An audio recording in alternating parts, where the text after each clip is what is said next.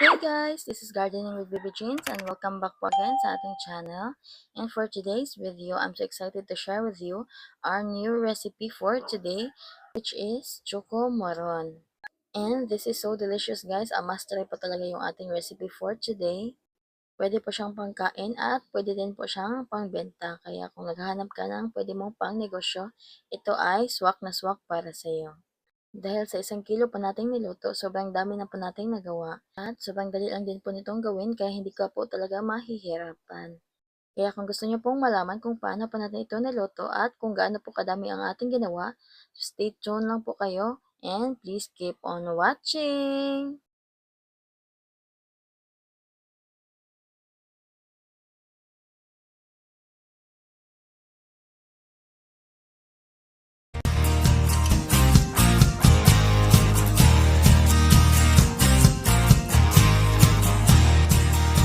Una po natin gagawin ay magagata po tayo ng ating pong nabili na niyog. Ito po ay 1.5 kilo.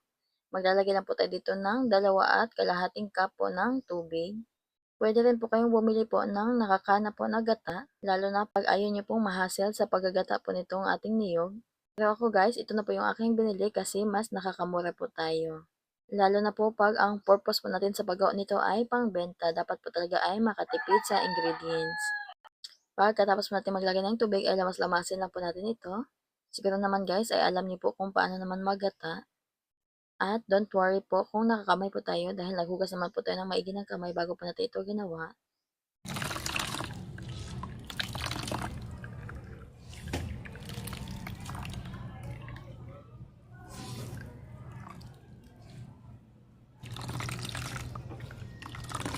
Kapag naman natanggal na po natin yung kinayod na niyog o yung sapal kung tawagin ay salain na po natin ito.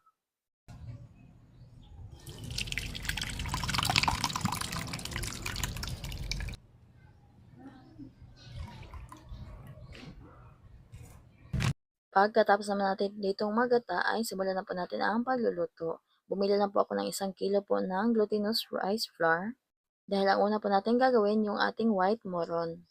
At dito naman po sa ating white moron ay gagamit po tayo dito or maglalagay po tayo ng 2.5 cup po ng glutinous rice flour, 1 cup of condensed milk, 2 cups of gata, and i-mix po natin ito ng mabuti hanggang po sa matunaw itong ating flour.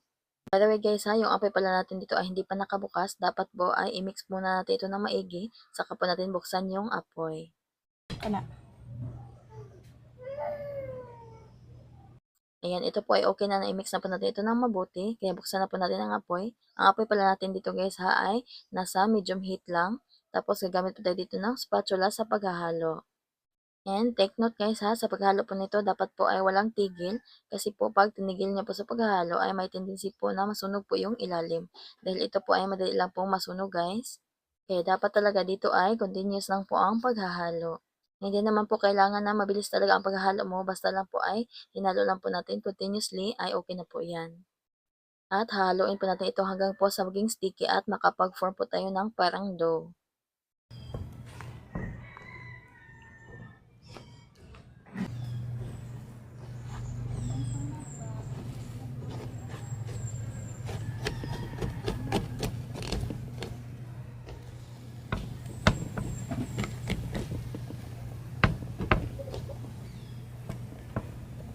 Ayan, pag ganito na po siya guys, ay okay na po yan. Kung makikita nyo po guys, may dumikit po sa ilalim ng ating kawali kasi po hindi po non-stick itong ating ginamit. Pagkaluto po natin ito, i-transfer na po natin ito sa plato dahil lulutuin po natin yung ating choco maron. Ganun pa rin po, dito po sa ating kawali ay maglalagay po tayo dito ng 2.5 cup po ng glutinous rice flour.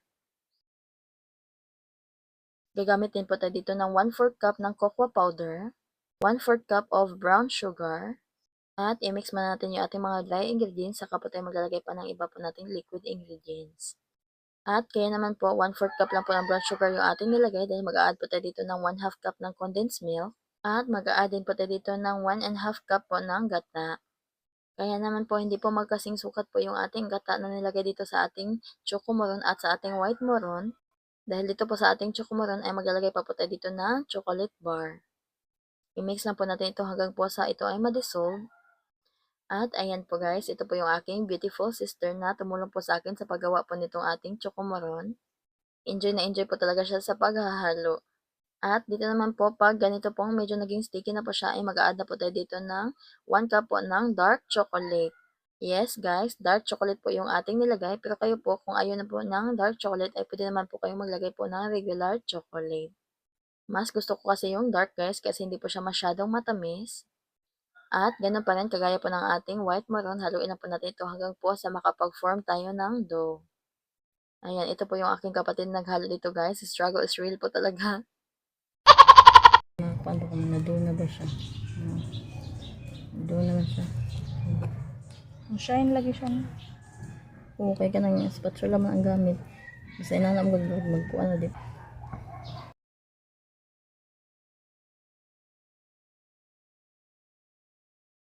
Ayan, pag ganito na po yung kanyang consistency ay okay na po yan. Hanguin na po natin ito.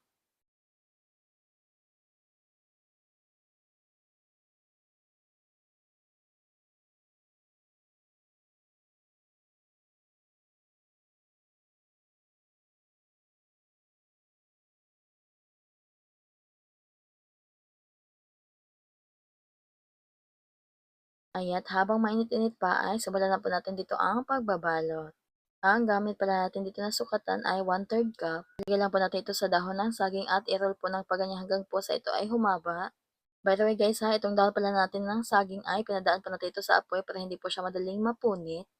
At same lang din po sa ating white moron, gano'n lang din po ang gagawin po natin sa ating choco moron.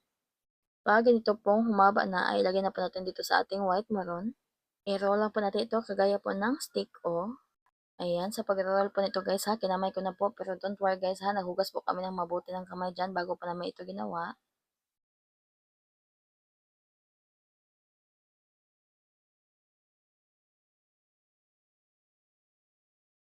Kapag ganito pong na-roll na po natin ng mabuti, na parang nag-isa na po siya, ay ibalot na po natin.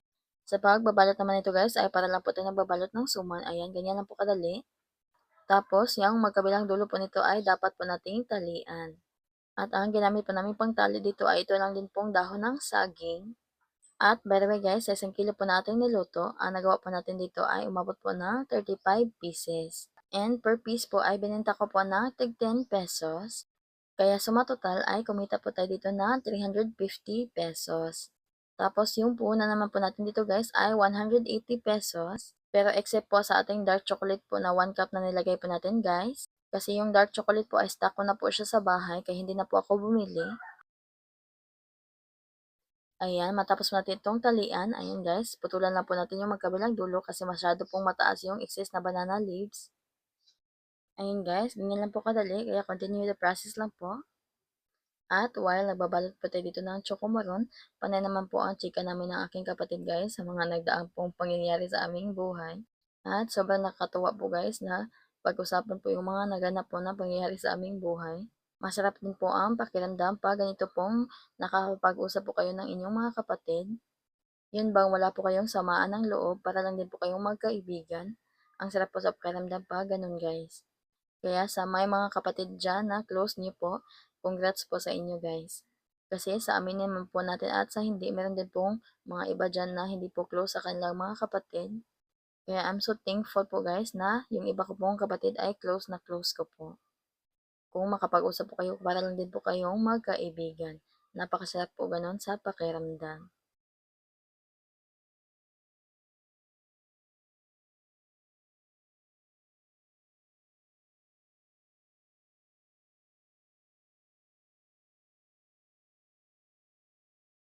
At ayan, mabalik naman po tayo dito sa ating chocolate maroon. Ayan, ito na po siya guys. Hindi po magkasing haba po yung amin nagawa guys kasi iba-iba po ang pagbalot po namin ng aking kapatid. Dalawa po kasi kami dito nagbabalot guys kaya hindi po magkapareho po ang haba po ng aming paggawa.